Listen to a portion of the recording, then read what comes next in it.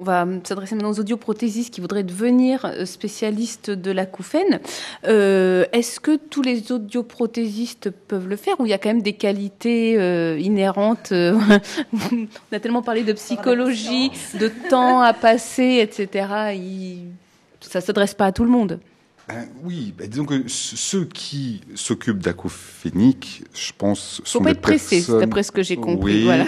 il faut avoir un petit peu de temps, il faut de la patience, il faut de l'écoute. Il faut... c'est pas quelque chose qui peut être fait contraint. C'est-à-dire que ça demande un tel investissement que même dans les personnes que nous choisissons de former chez Amplifon, ce sont des volontaires. C'est-à-dire qu'on ne peut pas imposer à quelqu'un de faire une formation d'acouphène et s'occuper d'acouphénique. Si on n'a pas envie, si on n'a pas l'appétence à ça, ça sert à rien. Ça demande un investissement. Moi, 3 consultations d'acouphénique dans la journée, le soir, je suis... Vous êtes mort. Ouais. Voilà, 3 fois 1h30 avec un acouphénique, c'est un investissement tel que c'est fatigant, c'est lourd. Ouais. En plus, bon, il faut une qualité d'écoute. Ça, c'est certain. Il faut des compétences techniques dans le réglage parce que c'est... Donc, il faut se former. Trouver les bonnes formations. Bon, chez Amplifon, on a cette chance d'avoir un cycle de formation assez poussé là-dessus. Et puis, il y a une chose qui est fondamentale, c'est qu'on apprend tous les jours. C'est-à-dire que si on prend en charge un acouphénique une fois de temps en temps, c'est comme dans tout métier, c'est pas facile. Si on en voit tous les jours, on apprend de chaque patient. Chaque patient nous apprend quelque chose. Et il faut justement être à l'écoute de tout ça. Et c'est toute cette expérience qui fait qu'on va avoir de plus en plus de capacités à prendre en charge un acouphénique et hyperacousique, parce que c'est tellement souvent lié qu'on peut parler de patients hyperacousiques, acouphéniques en même temps. Fabio, vous sentez qu'il y a un intérêt chez les audioprothésistes Amplifon pour cette spécialité? Vous avez beaucoup de demandes? Oui, il y a beaucoup de demandes. Beaucoup de demandes parce qu'eux-mêmes ont de la demande dans leur centre, ou c'est parce qu'il y a un intérêt technique vraiment très profond? Je pense que tout d'abord, ça vient du fait que dans leur pratique quotidienne, ils voient des patients qui se gênent d'acouphènes. Parfois, c'est secondaire, parfois, c'est quand même important. Et puis, il y a la chose comme elles sont. C'est aussi une façon pour se différencier vis-à-vis des concurrents qui peuvent être amenés à batailler entre guillemets pour les petites presbyacousies faciles et par contre n'auront pas le temps, l'envie, les compétences pour aller passer le temps. Ouais, donc on a bien effectivement, je pense que cette notion de temps est très importante, à la fois avec le patient, le temps pour se former, le temps. C'est ce que vous dites des audioprothésistes que vous rencontrez également sur ce sujet. C'est le retour qu'on a effectivement, oui. J'allais pas dire que c'est une profession presque à part pour l'audioprothésisme, mais pas loin. C'est vrai que c'est vraiment un investissement. Et comme le disait très bien Eric, c'est pas en faisant un par semaine, un par mois qu'on devient spécialiste de l'acouphène. Plus on en fait, et plus on est bon, et plus ça prend du temps finalement. Donc, en fait, quand on devient expert des acouphènes, il faut avoir envie d'en voir tous les jours finalement. Tout à fait. Mais il y a aussi des choses très très positives dans la prise en charge des acouphéniques, parce que on a pareil. Quelqu'un, pour une perte auditive âgée, vous aurez beau faire tout ce que vous voulez, vous n'allez pas le rajeunir et vous n'allez jamais lui redonner ses oreilles d'avant. Vous n'allez pas bien améliorer sa qualité de vie, mais ce n'est pas quelque chose... La satisfaction va être là, mais c'est jamais considéré comme quelque chose d'extraordinaire. Lorsque vous prenez en charge un patient acouphénique qui est dépressif, qui va pas bien, et que vous avez par la thérapie sonore un bon résultat, c'est un patient qui vous est reconnaissant, mais on n'imagine même pas. Donc beaucoup de satisfaction personnelle liée à cette activité. Derrière, parce que on reçoit des compliments, on reçoit des lettres, parce que on reçoit de la part des patients. On a très souvent vous m'avez sauvé la vie, vous avez sauvé mon couple, vous avez sauvé mon travail, vous avez voilà, on sent qu'on a fait vraiment, on a été un acteur majeur dans leur vie finalement. D'accord. Et il y a également donc des avantages en termes d'un relationnel peut-être avec les prescripteurs qui est un peu plus intense qu'un audioprothésiste classique aussi. Évidemment, parce que... Donc un bouche-oreille qui est bénéfique à la notoriété du centre. Évidemment, au même titre que ceux qui s'occupent des enfants, on pourrait dire que l'audioprothésiste qui s'occupe d'acouphènes bénéficie d'une augmentation de son niveau professionnel vis-à-vis des confrères et des médecins. D'accord. Donc on a parlé effectivement des formations Amplifon. Comment ça se passe? Elles sont régulières? Elles sont, une fois qu'on est rentré dans le réseau, on en a régulièrement? Il y a à peu près, je dirais, Eric, corrige-moi si je me trompe, 2 modules, 2 sessions par an. 2 modules on par an, a eu d'accord. peut-être un tout petit peu plus au tout début, quand on a commencé il y a quelques années. Aujourd'hui, il y a à peu près 2 cycles par an et dans chaque formation, il y aura entre 8 et 10 participants qui viendront de toute la Donc France. c'est pas juste une formation pour avoir le titre d'expert et après basta, c'est vraiment très régulier. Voilà, absolument. Et puis on a un forum interne, le groupe Acouphènes, qui permet l'échange de cas et qui va permettre surtout à un collègue de nous soumettre un cas. Comme on est en réseau, ça nous est très facile, par exemple, d'aller regarder tous les examens qui ont été faits, l'audiométrie, les réglages, etc., et de donner notre avis. Et donc, quand on est devant une impasse, on peut s'orienter vers le groupe Acouphènes et demander l'avis des autres. Voilà, donc ça, on n'est pas tout seul. On n'est pas tout seul face à certains cas un peu complexes. Complètement. D'accord. On a parlé donc. Oui. C'est la même chose dans notre métier de sophrologue. Oui. Ce sont des cas plus difficiles et on a besoin souvent de supervision, d'en savoir plus, d'être entouré aussi. Effectivement, travailler en réseau. En réseau, c'est une raison aussi pour lesquelles on travaille en réseau. Ouais. Et donc, pour en venir à la formation, donc il y a effectivement les formations intégrées aux anciennes comme celle d'Amplifon. Il y a des DU, sinon, à l'université pour les ORL, les audioprothésistes qui voudraient se spécialiser en acouphènes. Je ne pense pas qu'il y ait des DU spécifiques sur l'acouphène. Donc c'est pas encore vraiment intégré. Ils intègrent des modules en tout cas sur l'acouphène. Il y a des modules, d'accord. Que ce soit spécifique à l'acouphène. D'accord, donc il y a des DU qui intègrent des modules. Exactement, il n'y a pas un DU spécifique sur l'acouphène. Par contre, au sein de certaines formations, il peut y avoir une journée, 2 journées spécifiques ou dédiées à l'acouphène, à la prise en charge des acouphènes. Mais c'est peut-être une des actions sur lesquelles on pourrait réfléchir en termes de profession. Absolument. Voir si la mise en place d'un DU qui permettrait à l'audioprothésiste de mieux apprendre sur la prise en charge pourrait être une bonne idée. Comment vous, en tant que sophrologue, vous sélectionnez les audioprothésistes qui travaillent au sein de ces équipes pluridisciplinaires? Ça se passe comment? Ils viennent vous voir? C'est vous qui allez les chercher? C'est un peu la même chose. Les sophrologues sont donc très spécialisés et elles vont aller vers l'audioprothésiste qui est spécialisé aussi pour parler justement le même. Donc il y a une recherche aussi en région. Et quand il n'y en a pas, parce que parfois j'imagine qu'il y a certaines régions qui ne sont pas très bien dotées en professionnels de santé et pas très bien dotées en audioprothésistes, elles incitent un audioprothésiste. La marque Amplifon, on la retrouve quand même assez souvent. Effectivement, parce que 70 à 80 audioprothésistes, qui fait combien de centres Ils vont être au total sur 130 centres à peu près. D'accord, oui, donc effectivement, ça fait déjà un maillage assez important.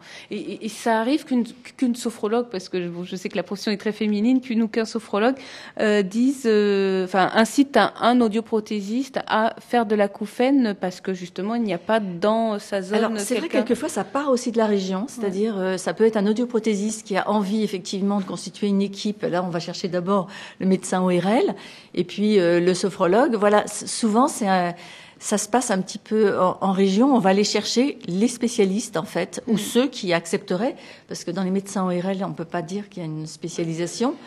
Comme dans toutes les professions, en fait. Il faut qu'il y ait une dose d'empathie, d'écoute, et puis de questionnement personnel, parce que vous le disiez pour les audioprothésistes, c'est pareil pour les médecins, pour les sophros. Il faut sans arrêt se remettre en question et puis regarder un petit peu ce qui se passe à côté. Et vous, donc, vous qui n'êtes pas ORL, est-ce que vous jugez que les ORL, parce que vous travaillez sur prescription, est-ce que vous jugez que les ORL sont suffisamment donc informés, s'attachent suffisamment à l'acouphène? Enfin, vous, oui, parce que vous avez, mais est-ce que beaucoup de vos confrères, finalement, s'attachent à ce problème à son juste niveau? Comme je disais tout à l'heure, il y a effectivement quelques années, on voyait arriver des patients en grande souffrance qui avaient multiples examens, avait été voir X médecins ORL et malheureusement avait eu porte close. Je pense que actuellement il y a de plus en plus d'équipes un peu partout sur le territoire, mais bien évidemment il y a des ORL plutôt chirurgicaux, d'autres plutôt médicaux. On s'hyper spécialise un peu tous.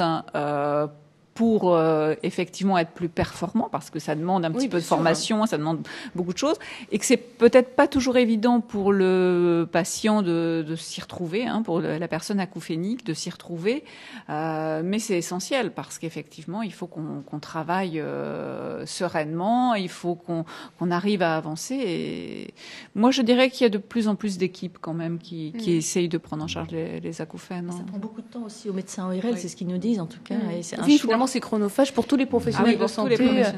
Je dirais que l'élément un petit peu limitant aujourd'hui, peut-être, se trouverait au niveau du médecin généraliste, qui peut-être n'oriente pas suffisamment vite à la première indication d'acouphène. Je pense qu'il y a encore un travail de sensibilisation auprès des médecins généralistes. Et ça peut être fait par l'audioprothésiste. Oui, mais c'est toujours mieux. Entre autres, je sais que vous avez beaucoup de choses à faire dans vos centres. C'est une question qu'on pose aussi aux patients, c'est combien vous avez vu de médecins ORL. Donc, ce que j'ai eu de plus, c'est 8, ce qui est quand même énorme. Et je trouve que là, ces dernières années, c'est beaucoup mieux.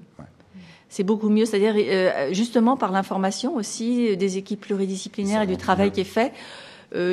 On a 1 ou 2, mais ça devient plus raisonnable. Il y a quand même toujours un petit peu des patients qui vont voir à droite, à gauche, parce qu'ils ont en tête une réponse qu'ils ne trouvent pas. Donc, pour eux, c'est essentiel sans arrêt de reconsulter. Bon, ceux-là, malheureusement, on les aura toujours. Mais de plus en plus, on arrive quand même à prendre en charge les patients de façon correcte. Donc non, je pense qu'au jour d'aujourd'hui, les choses sont pas mal. Après, ça va être le facteur limitant des ORL. On est de moins en moins nombreux en ORL, donc passer beaucoup de temps avec un patient acouphénique, pour nous, c'est aussi des fois compliqué. Et comme vous le disiez tout à l'heure, généralement, ce sont des consultations dédiées, des demi-journées par exemple, et en fin de demi-journée, on est épuisé. Parce qu'il y a une grande souffrance quand même. Il y a aussi, heureusement, de grandes réussites. On a des patients qui reviennent nous voir très contents et qui sont très fidèles. Heureusement qu'on les a. Mais c'est vrai que c'est des moments, c'est pas facile. Donc c'est important. Et puis c'est pour ça que c'est peut-être bien aussi de travailler en équipe, parce que en équipe, on arrive plus à se rassurer, plus à se dire telle personne, je l'ai revue, ça va très bien. Ou les réunions d'information aussi. Les réunions d'information, ça permet de voir à la fois le médecin ORL, il y a quelques années, là on ne le fait plus, mais on faisait des réunions avant. On avait une telle demande, on avait un tel blocage au niveau des consultations qu'on faisait des réunions en amont pour essayer de toucher donc une 50aine de personnes avant la première consultation dans le centre, et pour qu'ils arrivent avec une bonne identification de leur demande. Donc c'était vraiment une présentation de tout l'acouphène, de toutes les façons de le voir à travers le regard de plusieurs médecins ORL, d'une psychologue, d'un audioprothésiste, d'une orthophoniste, pour essayer justement d'avoir une vision globale. Et les personnes effectivement qui étaient dans la salle disaient finalement moi je vais aller vers ce médecin ORL plutôt qu'un autre, ou effectivement peut-être que je prendrai rendez-vous avec telle et telle personne, et ils prenaient des rendez-vous des fois conjoints spontanément.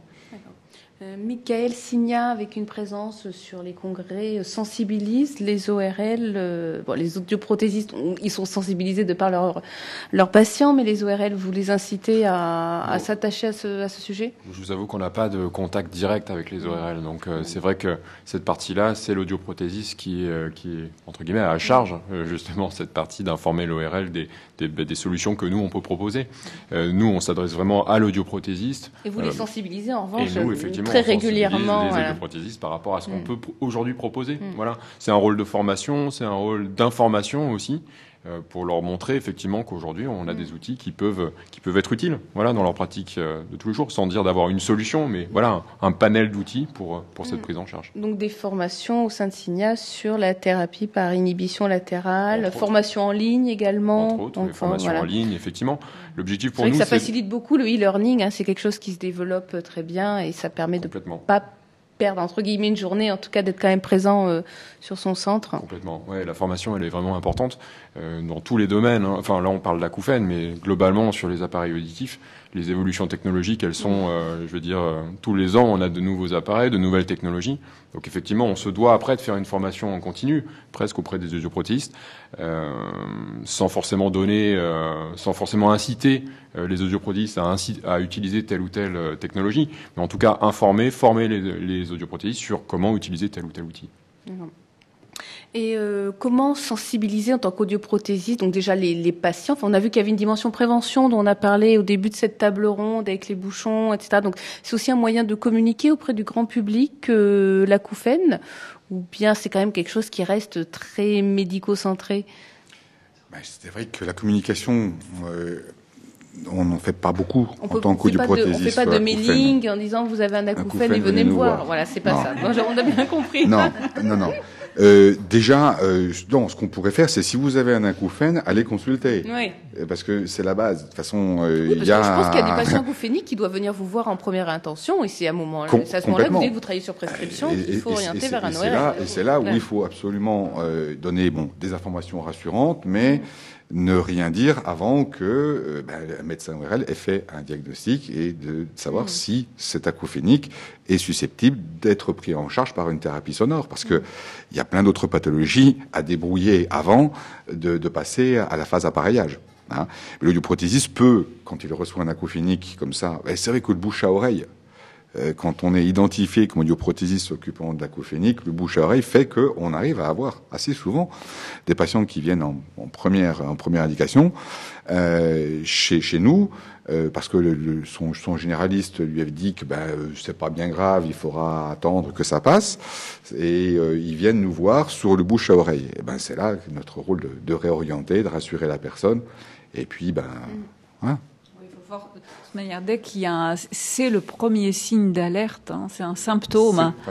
C'est un symptôme, donc il faut absolument faire un bilan de départ. Hein, c'est essentiel. On a quand même des découvertes de maladies exceptionnelles, mais on en a quand même. Donc il ne faut pas passer à côté. Hein, c'est quand même un peu dommage quand des patients arrivent avec toute une valise d'examens médicaux et on n'a pas la bonne IRM qui passe par le bon endroit. Il faut vraiment une étude, une enquête ciblée avec des examens de façon hiérarchique pour pouvoir arriver à un diagnostic s'il y a besoin. Donc effectivement, on a tous intérêt à travailler main dans la main et à bien dire, une fois que cette enquête est faite, voilà ce que vous pouvez avoir. Mais c'est essentiel. Ouais. Et finalement, les liens se font assez naturellement une fois qu'on a cette expertise acouphène. Les autres professionnels de santé impliqués, finalement, viennent spontanément vous voir. Enfin, les liens se créent. Oui, le bouche à oreille de la part des patients, mais aussi les visites que l'on peut faire, le fait de rencontrer dans des congrès, de discuter, fait que ces liens se tissent et que ça permet derrière d'avoir des cohérences de discours, des cohérences de prise en charge qui sont au bénéfice du patient. C'est essentiel qu'il y ait des échanges parce que c'est comme ça qu'aussi, par exemple, les ORL peuvent se former aux nouveautés des prothèses ou des choses comme ça parce que, vous le disiez tout à l'heure, nous, on n'a pas directement l'information comme quoi il y a telle prothèse qui vient de sortir ou qu'il y a tel accessoire ou qu'il y a telle protection sonore qui vient de sortir. Donc il faut vraiment qu'il y ait un échange entre le milieu médical et le milieu de l'audioprothèse parce que c'est essentiel. Donc, est-ce que vous attendez vraiment des audioprothésistes avec lesquels vous travaillez? Ça, des retours d'information très réguliers? C'est vraiment des retours d'information. Je pense que c'est du gagnant-gagnant. Il faut travailler main dans la main et il faut vraiment... Donc il faut aimer ça aussi. Parmi les critères dont on parlait tout à l'heure, il faut avoir envie de partager. Bien sûr. Voilà. Bien sûr. C'est les patients aussi, quelquefois, qui servent de lien aussi en disant j'ai eu ça comme prise en charge et ça marche bien. Alors, effectivement, je pense que dans le cas d'un acouphénique, ils doivent parfois passer la porte spontanément d'un centre d'audioprothèse. En revanche, ils doivent moins facilement sonner à un cabinet de sophrologue en première intention. Oui, en tout cas, on leur déconseille. Nous, on leur demande d'abord d'aller voir le médecin ORL et de revenir avec, au moins, une prise en charge globale de l'acouphène déjà. Oui, ça c'est très important. D'accord. Fabio, vous avez un objectif chiffré pour votre groupe d'experts acouphènes? Vous dites que vous êtes 70 à 80. Est-ce que vous avez un objectif que vous souhaiteriez atteindre? Je pense que dans l'idéal, le but, c'est de ne pas obliger des personnes qui souffrent d'acouphènes de devoir faire des kilomètres et des kilomètres. Donc, évidemment, on a un objectif de maillage territorial pour que, justement, ce soit logistiquement plus simple. Maintenant, ça dépend évidemment de la croissance du réseau Amplifon dans son ensemble. Je dirais, moi, de ma part, aujourd'hui, si nous sommes présents, je citais à peu près 130 ou 140 centres dans lesquels intervient au moins pendant une partie de la semaine un audioprothésiste. Si cela pouvait, dans les prochaines 5 années, doubler, je pense que ça apporterait un maillage, une couverture territoriale plutôt bonne. D'accord. Merci Fabio. Vous aurez eu le mot de la fin. Je vous remercie tous d'avoir participé à cette table ronde dédiée aux acouphènes, dont le compte-rendu sera publié dans le prochain numéro de Louis Magazine. Merci à tous de votre attention. À très bientôt. Au revoir.